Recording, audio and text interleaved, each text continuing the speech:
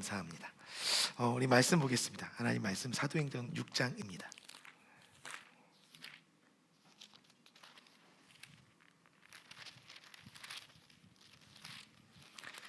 6장 1절로 15절까지의 말씀인데요.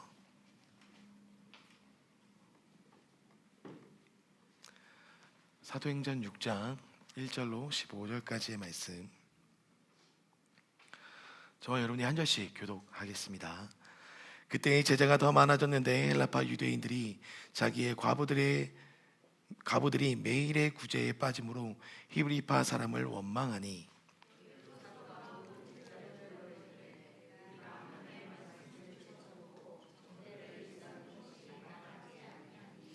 형제들아, 너희 가운데서 성령과 지혜가 충만하여 칭찬받는 사람 7을 택하라.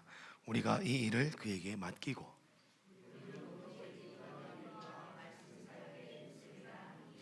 온 무리가 이 말을 기뻐하며 믿음과 성령이 충만한 사람 스데반과 또 빌립과 브로고로와 니가노르와 디몬과 바메나와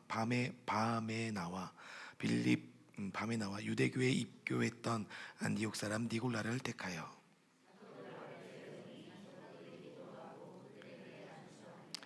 하나님의 말씀이 점점 왕성하여 예루살렘에 있는 제자의 수가 더 심히 많아지고 허다한 제사장의 무리도 이 도에 복종하니라.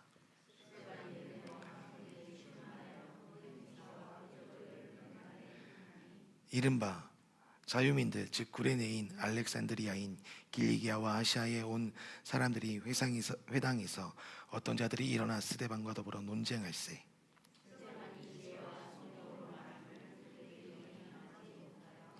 사람들을 매수하여 말하게 하되 이 사람이 모세와 하나님을 모독하는 말을 하는 것을 우리가 들었노라 하게 하고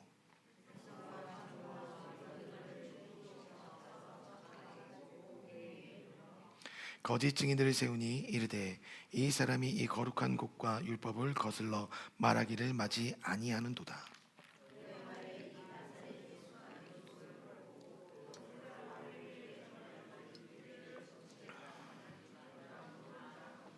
함께 읽겠습니다.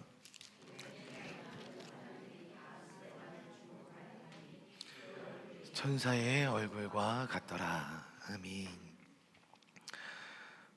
오늘 본문의 말씀은 다 익히 아시죠? 초대교회에 사도들의 일이 많아짐으로 인해서 불평등과 불공정의 어떤 상황과 어떤 사람들과의 마찰들이 일어나기 시작했습니다. 그러다 보니까 그로 인해서 그 모든 문제들을 좀 해소하고자 7 집사라 알려진 7명의 사람을 세우는 말씀입니다. 오늘 본문에 보면 7 집사라는 표현은 사실 나와 있지 않습니다. 그럼에도 불구하고 우리가 7 집사라라고 표현하는 것은 빌립이 가이사랴로 집을 옮기게 됩니다. 빌립 집사가. 그리고 그곳에 머물러 있을 때 이 사도 바울이 이제는 마지막으로 예루살렘에 입성해서 예루살렘에서 잡혀서 로마로 압송되어 가기 전에 그가 가이사랴에 머물게 되는데 그때 빌립의 집에 머물게 됩니다. 그때 그 성경 안에서 7 집사 중 한 명인 빌립에게 가서라는 표현이 나와요. 거기서부터 우리는 이들이 집사로 안수를 받았구나라는 것을 알게 됩니다. 그래서 이들은 엄연히 말하면 사도들의 안수를 받은 안수 집사였습니다. 그래서 그들이 오늘 세워져서 하나님의 일을 감당하게 되는 영역들을 오늘 표현해 주고 있어요. 교회의 일꾼은 좀 필요합니다. 저도 이게 장로교회에 있다 보니까 이 장로님들과 목사님들의 협력을 보기가 쉽지 않았었던 것 같아요.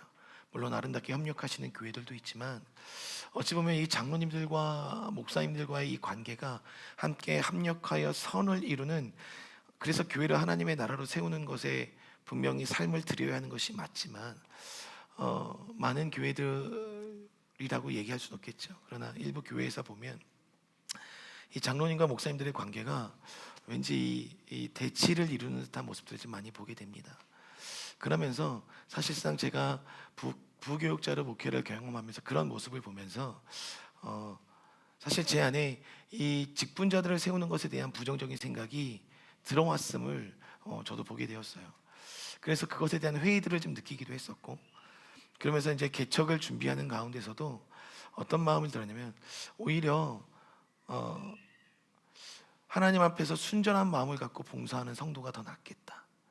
어떤 직함 때문에 그것이 자신의 어떤 권위가 되는 것으로 여겨지고 있는 이 시대의 어떤 이 흐름 속에서 그냥 성도로서 봉사하는 게 더 아름다울 수도 있겠다라는 생각을 갖기도 했었습니다. 그런데 그것은 올바른 생각은 아니에요. 하나님께서 분명히 성경에 직분자들을 세우셨습니다. 그러면 그 직분자를 세워야 되는 것이 맞고, 그 직분자를 세웠을 때 우리는 어떠한 기준에 맞춰서 세워야 되는지를 바로 가르칠 필요가 있었던 것입니다. 많은 교회가 직분자를 세우는 것에 있어서 어떤 교육과 가르침보다는, 그리고 끊임없이 그것에 대해서 알려주기보다는 세워진 것을 통해서 일을 하는 것에 더욱더 그들의 포지션들을 세워가다 보니까 일 중심적인 상황에서 그 일의 권한을 갖게 되고, 그 일을 추진함에 있어서 목사님과 장로님들의 의견이 대립했을 때 이 교회가 부딪히게 되고, 또 급기야는 그로 인해서 교회가 갈라지게 되는 상황들도 벌어졌었다는 것이죠. 그렇다면 우리는 직분자를 세우지 않는 것이 정답이 아니라, 세우되 어떻게 세울 것인가, 어떤 기준으로 세울 것인가, 그리고 그들과 함께 하나님 안에서 어떻게 교회를 아름답게 세워나갈 것인가를 더 교회가 고민하고 기도하며 하나님께 나가야 되는 게 올바른 교회의 모습일 것입니다. 오늘 어찌 보면 그런 문제들을 우리에게 답답했었던 영역들을 해결시켜주는 말씀이 오늘 본문의 말씀일 수 있을 거예요. 오늘 1장 오늘 1절을 보니까 그때의 제자가 더 많아졌는데 라고 표현합니다. 제자의 수가 계속해서 많아지고 있었습니다. 늘어나고 있었습니다. 그 이유는 교회가 지켜야 될 두 가지의 본질을 교회가 놓지 않았기 때문입니다. 그 두 가지의 본질이 뭐였었냐면, 우리가 지지난주에 보았었던 5장 42절에 나와 있는 말씀이에요. 그들이 날마다 성전에 있든지 집에 있든지 예수를 그리스도라고 가르치기와 전도하기를 그치지 아니하였다. 가르치기와 전도하기를 그치지 아니하였는데, 그러면서 6절에 그때에 그렇게 가르치기를 계속하고 전도하기를 계속하는 그 상황 속에서 제자들은 수를 더해갔다 말씀하고 있습니다. 여기서 교회의 본질을 다시 한번 우리가 들여다볼 필요가 있어요. 교회는 교육과 전도가 함께 가야 한다는 것입니다. 여기서 말하는 교육이라는 것은 여기 계신 성도님들을 교육하는 것이 맞아요. 하나님의 말씀으로 가르치는 것이 맞습니다. 근데 이 말씀의 가르침은 단순히 우리 어른들에게만 사용되는 것이 아니라 이 아이들에게까지도 그 교육은 함께 흘러가야 됨을 이야기하고 있다는 거예요. 그렇기 때문에 교회는 이 본질적인 사역들을 놓지 말아야 합니다. 가르치고 전도하는 사역, 이것이 교회의 본질임을 말해요. 그래서 수가 더해지기 시작했습니다. 날마다 수가 더해지기 시작했고, 이전에 3,000명, 5,000명이 회개하여 돌아왔음에도 불구하고 더욱더 이 예루살렘 안에 이 말씀이 온 그 예루살렘을 덮어냄으로 인해서 더 많은 성도들이 늘어났죠. 그랬을 때 오늘 1절에 문제가 발생했습니다. 성령님이 함께 하셔서 초대교회, 사도행전적 교회를 지금 시즌을 보내고 있는 그 시점에, 그래서 자신의 물건들을 서로 통용하고 자신의 모든 재산까지도 주님 앞에 내어놓고 헌금을 드리면서 교회가 부흥하고 있는 상황 속에서 왠지 아름다울 것만 같았고, 그리고 서로가 합력하여 선을 이룰 것만 같았던 그 교회 안에 불평등과 불공정으로 인한 결핍이 드러나기 시작했다는 거예요. 여러분은 교회는 성도가 생기면 생길수록, 한 가정 한 가정이 늘어나면 늘어날수록 그 결핍들이 보일 수밖에 없는 현장임을 보여주고 있다는 거예요. 그럼 과연 그 결핍들이 드러났을 때, 서로가 서로를 아프게 찌르는 문제들이 드러나게 됐을 때, 오늘 본문의 문제는 이렇습니다. 구제사역을 해냈어요. 구제사역을 하지 말라는 것이 아닙니다.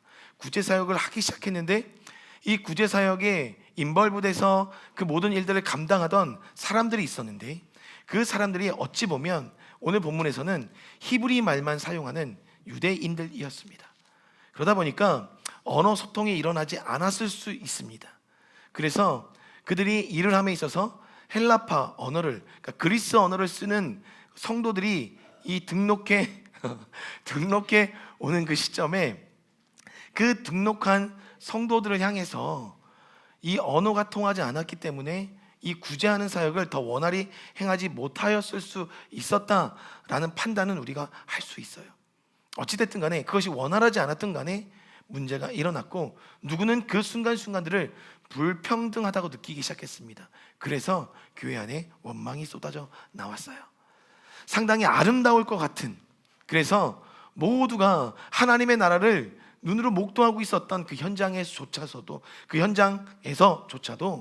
불평등과 불공정이 드러나고 있었다는 것. 그러니 여러분들, 교회에서 우리가 바라볼 때 이 원망이 드러날 수 있을 만한 상황과 환경들이 분명히 존재한다는 겁니다. 그것을 우리가 인정하고 교회를 시작해야 돼요. 교회는 아름답기만 하지 않습니다. 그걸 여러분들이 인지하고 인정한 가운데 교회가 시작이 되어야 하는데, 다만 무엇이 필요한가, 그 문제가 드러났을 때 그 문제를 어떻게 해결할 것인가를 오늘 본문이 제시해주고 있다는 거예요.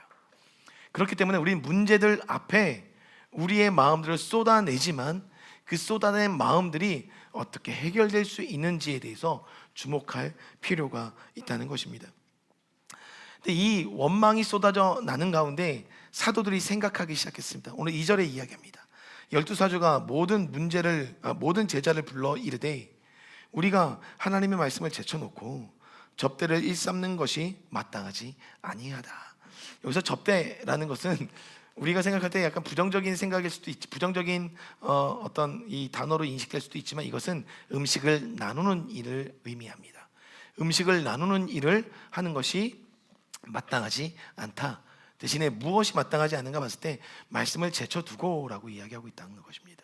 여기서 제쳐두고라는 이 언어적 의미는 말씀을 뒤에 남겨두고 그 뒤로 미뤄두고라는 의미입니다. 그러니까 사도들도 바쁘게 일을 하고 있는데, 사도들이 점점 성도가 늘어나니까 그들이 해야 될 기도와 말씀의 사역을 할 수 없을 정도로 바쁜 시간들을 보내고 있었다는 것을 의미해요. 근데 여기서 그렇다고 해서 구제하는 일이 잘못된 것인가? 그렇진 않다는 거예요. 교회는 구제와 이 말씀을 가르치고 기도하는 사역이 함께 이루어져야 하는데 그 균형을 맞춰야 된다는 거예요. 하나님의 말씀을 가르치고, 여기 보면 나중에 기도하는 일과 말씀 사역에 전념하겠다라고 선포했을 때 온 성도가 기뻐합니다. 그런데 여기서 기도하는 일이라고 표현된 이 기도하는 일은 두 가지를 의미하는데, 그러니까 기도하는 그 일을 의미합니다. 또 한 가지는 기도처에 가는 일을 의미합니다. 그러니까 사도들은 시간을 정해놓고 기도하는 시간이 있었다는 거예요. 기도처에 가서. 그런데 그 기도처에 가서 기도하는 시간들마저도 구제하는 일, 다른 여타 바쁜 사역들로 인해서 그 시간들이 방해받기 시작했음을 의미하고 있다는 거죠. 하나님께서 원하시는 사역입니다. 구제 사역도 해야 됩니다. 처음에 교회에 새 신자들이 왔을 때 무엇으로 교회에 적응하고 정착할 것인가, 그것은 구제 사역을 의미해요. 구제 사역은 음식을 나눈다는 것만을 의미하는 것이 아니라, 그 음식을 나눈다는 것은 하나님의 나라에 대한 그 나눔들이 그 교제 안에서 일어나고 있음을 의미해요. 그렇기 때문에 초대교회는 이 음식을 나누는 교제들 안에 코이노니아라는 그 연합하고 연결되는 시간들을 가져냈었던 겁니다. 꼭 필요한 거예요.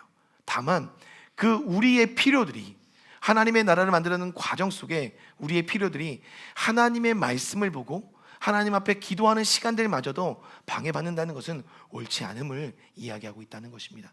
그렇기 때문에 균형이 중요한 것을 이야기하고 있어요. 그래서 오늘 이들이 해결책을 제시합니다. 그 해결책은 3절이었죠.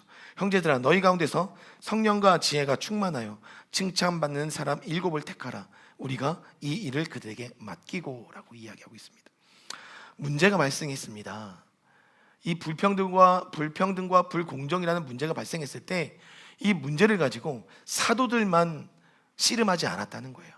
이 문제를 가지고 온 교회 성도들이 뛰어들었다는 것입니다. 이게 교회예요. 문제가 발생했을 때, 혹은 어떤 가정에, 교회에 문제들이 발생했을 때 이 문제를 어떻게 할 것인가, 어떤 시각으로 바라볼 것인가, 그 당사자만 힘써야 되는 영역이 아니라 교회 안에서 벌어진 모든 문제들, 어찌 보면 이것이 어떤 한 가정은 오늘도 먹을 것을 먹지 못하고 어려움 가운데 있게 되는 상황이 벌어지는 것까지 포함되어 있는 상황일 수 있다는 거죠. 구제사역이었기 때문에. 그랬을 때 그 문제는 교회의 문제가 되었다는 것입니다. 그리고 그 문제를 가지고 사도들은 교회 안에 이것을 어떻게 해결할 것인가, 당신들이 해결해 보십시오. 다만 조건이 있었습니다. 이 문제를 해결하는 조건이 있었어요. 그것은 성령과 지혜가 충만해야 하는 조건이었습니다. 그런데 여기서 우리가 분명히 알아야 될 것이 있습니다. 교회 문제들이 발생했을 때 우리가 어떻게 접근할 것인가? 사회 현상적으로, 사회 통계적으로 이 문제들을 접근할 것인가? 그렇지 않다는 거예요. 교회는 분명하게 하나님의 성령과 지혜 안에 모든 문제들을 풀어 나가야 한다는 것입니다. 오늘 말씀을 보니까요, 이 성령과 지혜가 충만한 일곱을 택해라 말씀하셨고 5절에 보니까 온 무리가 이 말을 듣고 기뻐하여 믿음과 성령이 충만한 사람 스데반과 7명을 세웠다. 그리고 나서 8절에 스데반이 은혜와 권능이 충만하여, 그리고 10절에 스데반이 지혜와 성령으로 말함을. 여기서 우리는 볼 필요가 있다는 거예요. 하나님의 일을 함에 있어서, 그리고 이 교회 안에 벌어진 사람들이 볼 때의 이 불공평과 불공정을 보면서 우리가 해결할 수 없을 것 같은 큰 문제가 벌어졌을 때 우리는 그 문제를 어떻게 접근해야 되는가를 보여주고 있다는 거예요. 뿐만 아니라 세상 사람들을 만났을 때, 그리고 전도의 영역에서도 사람들과 관계해 나가는, 세상 사람들과 관계해 나가는 영역에서도 우리는 무엇이 우리의 삶을 끌어가는 기준이 되어야 하는가를 보여주고 있다는 것입니다. 우리의 경험이 앞설 것이 아니라 먼저는 성령과 지혜, 믿음과 권능, 지혜와 성령이 먼저 우리들 안에 입혀졌을 때 우리는 세상에서 살아갈 수 있음을 이야기한다는 거예요. 왜 이것이 중요하냐면, 이 문제가 왜 중요하냐면 9절에 보니까 이른바 자유인들, 즉 구레네인, 알렉산드리아인, 길리기아와 아시아에서 온 사람들이 회당에서 어떤 자들이 일어나 스데반과 논쟁할세. 우리는 세상과 대치를 이룰 때가 있습니다. 가치관의 대치를 이룰 때가 있어요. 그래서 논쟁을 할 수밖에 없습니다. 그런 논쟁이 벌어졌을 때 그 논쟁들을 온전히 위에 선 자로서 승리할 수 있는 조건들을 보여주고 있다는 거예요. 다시 말하면 세상에서 살아가면서 많은 문제들을 겪을 수 있다는 거예요. 관계적인 측면에서, 환경적인 측면에서. 근데 그때마다 그 문제들을 해결하는 키는 누구한테 있는가? 하나님께 있다. 이것을 보여주고 있다는 거예요. 이것을 간과해서는 안 된다는 것입니다. 그래서 우리의 감정의 문제든, 우리 가정의 어떤 경제적인 어려움의 문제든, 관계적인 측면의 문제든, 모든 문제들은 어디로부터 시작되느냐? 믿음과 지혜, 성령과 지혜로부터 이 모든 문제를 풀어낼 수 있는 시작이 열려진다라는 것을 보여주고 있다는 것입니다. 여러분, 문제가 발생할 때 가장 먼저 무엇으로 그 문제를 접근해 가십니까? 오늘 성경은 그것을 말씀해 주고 있는 거예요. 저도 감정의 크기가 큰 사람입니다. 때는 감정적으로 반응할 때가 있어요. 근데 하나님께서 원하시는 게 아니라는 거죠. 여기서 성령이라는 것은 우리가 다 아시잖아요. 하나님을 의미합니다. 하나님이 우리 안에 계시잖아요. 그러니 그 하나님의 이끌림을 받아 나가야 하고, 여기서 지혜라는 것은 다른 것을 의미하지 않아요. 오늘 내 안에 계셔서 나에게 말씀하신 그 하나님의 말씀을 이 세상 가운데 세상 사람들이 알 만큼, 그리고 세상 사람들이 이해할 만큼 풀어나가는 능력이 지혜입니다. 여러분에게 그 지혜가 있으십니까? 그 지혜를 오늘 이 사람들이 사람을 세울 때, 교회의 어떤 봉사를 감당해야 될 일꾼들을 세울 때 기준으로 삼았다는 거예요. 저는 그렇게 기준 삼고 싶습니다. 우리 교회가 그러한 기준 안에서 일꾼들이 세워졌으면 좋겠습니다. 성령과 지혜가 충만한 사람. 여러분, 저를 보셔도 아시겠고 여러분의 인생을 보셔도 알겠지만 꾸준하지 못합니다. 우리의 신앙이 꾸준할 수가 없어요. 중요한 건 언제고 늘 강조하는 거지만 멈춰설 수도 있고 넘어질 수도 있습니다. 그러나 뒤로 돌아가지 않는 거예요. 넘어져서 멈춰 있다 하더라도 뒤로 돌아가는 사람은 다시 처음부터 시작해야 돼요. 그러나 멈췄지만 일어서서 앞을 향해 보고 한 걸음이라도 내딛는 사람은 성령과 지혜가 충만한 인생의 삶으로 걸어갈 수 있음을 이야기한다는 거예요. 여러분, 성령과 지혜가 충만한 사람들은 목사만이 아니에요. 목사라고 다 성령과 지혜가 충만한 게 아니잖아요. 슬픈 소식이 이곳저곳에서 들어옵니다. 목사님들의 삶이 세상에서 성적인 영역으로 인해서, 금전적인 영역으로 인해서 무너지는 많은 목사님들과 또 리더자들의 이야기들을 듣게 됩니다. 듣고 있어요. 지금 그것이 수면 위로 드러나고 있는 때인가 봐요. 너무나도 대형 교회, 너무나도 큰 선교단체, 계속해서 그런 문제들이 터지고 있습니다. 그분들이 목사로 안수받기까지 성령과 지혜가 없었을까? 있었겠죠. 그러나 문제는 이거예요. 뒤로 돌아가는 거, 내 옛 자아의 모습을 계속해서 취하는 거, 여기에 문제가 있었습니다. 그래서 여러분, 저는 저희 교회 소망합니다. 일꾼을 세울 것입니다. 일꾼을 세울 거고, 그러기 위해서 이제는 양육과 이제 교육이 이루어질 것인데, 부디 소망합니다. 여러분, 일꾼을 세움에 있어서 기준은 여러분도 알고 계셨으면 좋겠어요. 성령과 지혜가 충만한 자인 것을. 그래서 그것을 이 공간 안에, 우리 관계 안에 풀어낼 수 있는 자들이 세워져야 되는 것을. 이것이 왜 중요한가 보았더니 5절에 그래서 7사람을 택했을 때 온 무리가 기뻐했다라고 이야기합니다. 여기서 이 기뻐하다, 근데 기준이 이래서 끝내. 칭찬받을 만한 사람 7을 택하라. 근데 이 칭찬이라는 의미가 뭔지 아십니까? 이 주변에 있는 사람, 이 대상을 빼놓고 만약에 제가 주한이를 오늘 7 지사 중에 한 명으로 세울 겁니다. 예, 주한이 기뻐하고 있어요. 예, 주한이를 안수할 겁니다. 그랬을 때 그 안수, 저는 주한이를 추천하겠습니다라고 얘기했을 때 이 주변에 있는 모든 사람들이 주한이에 대해서 증언하는 거예요. 그 사람은 세워질 만해. 그 사람은 이렇게 살아왔어. 그 사람이 어떤 사람은 이렇게 도와줬어. 그가 날마다 하나님의 성전에 나가서 이렇게 기도하고 말씀을 이 정도나 알고 그것을 삶으로 실천하고 있었어 라는 증언이 칭찬받을 만한 이란 말의 원 의미예요. 그러니까 많은 사람들이 증언하고 있었던 거예요. 7사람을 세워놨더니 온 무리가, 그러니까 수천 명의 사람들이 이 사람들을 세워놨더니 그 누구도 그 사람에 대해서 결격 사유를 이야기하는 것이 아니라, 맞아, 그 사람은 세워질 만했어. 맞아, 그 사람이 세워져서 내가 기뻐. 그 마음이 이 공동체 안에 넘쳐나고 있었다는 거예요. 여러분들은 교회를 저희 교회만 거쳐오지 않으셨습니다. 그렇죠? 저희 교회 처음 나오신 게 아니에요. 이미 다른 교회를 거쳐오셨습니다. 중직자를 뽑을 때 그러한 모습들을 좀 보셨습니까? 죄송하지만 저도 못 봤습니다. 뒤에서 장로 되려고, 권사 되려고 먹을 거 돌리고, 사람 불러서 모아서 선거 운동하고, 또 그걸 상대편에서 알아서 그것을 교회 당회에 이르고, 그래서 당회에서 질의할까 말까를 논의하고 있고, 너무 제가 거기서 회의가 느껴지더라고요. 거기서 회의가 느껴지더라고요. 저희 교회가 앞으로 어떻게 성장해 갈지 모르겠습니다. 그러나 일꾼을 뽑을 때 여러분, 이 기준에 우리가 마음을 쏟았으면 좋겠습니다.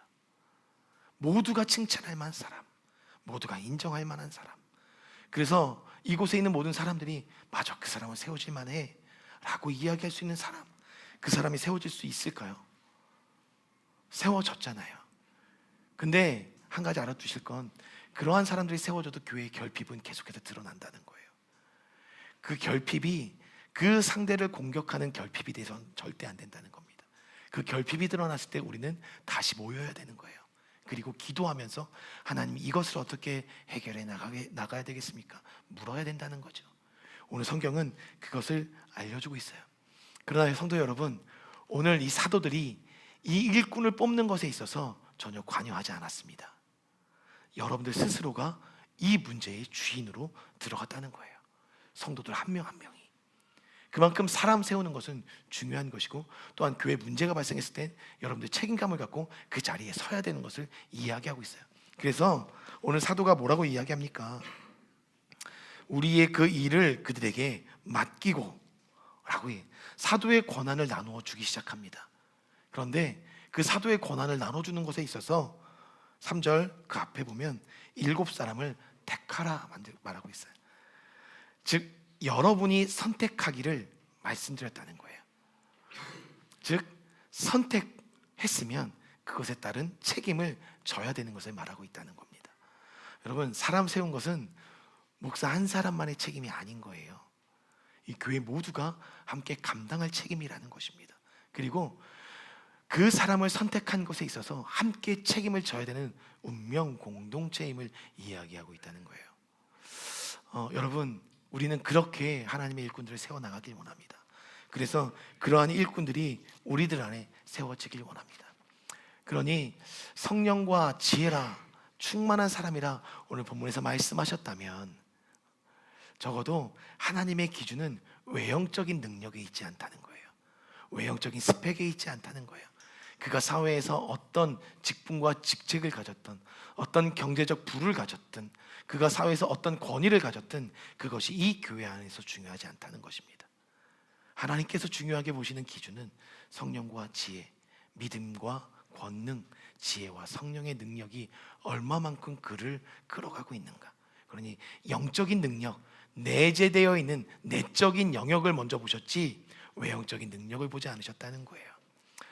저는 그렇게 되길 원합니다. 하나님이 기뻐하시는 영적인 그 기품이 있는 일꾼들이 이 교회 안에서 세워지길 기도합니다. 온 무리가 기뻐하였습니다.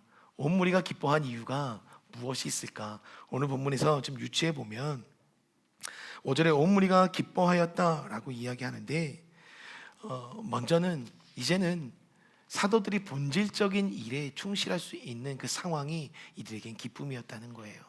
말씀과 기도, 가르치는 사역. 그러니 여러분, 교회가 어떠한 기쁨을 회복해야 되는 거냐면 기도하는 기쁨을 회복해야 되는 것이고, 말씀 듣기를 즐겨하는 그 기쁨이 회복되어야 된다는 것입니다. 많은 교회가 이 기도의 자리를 지키고 말씀의 자리를 지켜왔습니다. 그리고 앞으로도 지켜나갈 거예요.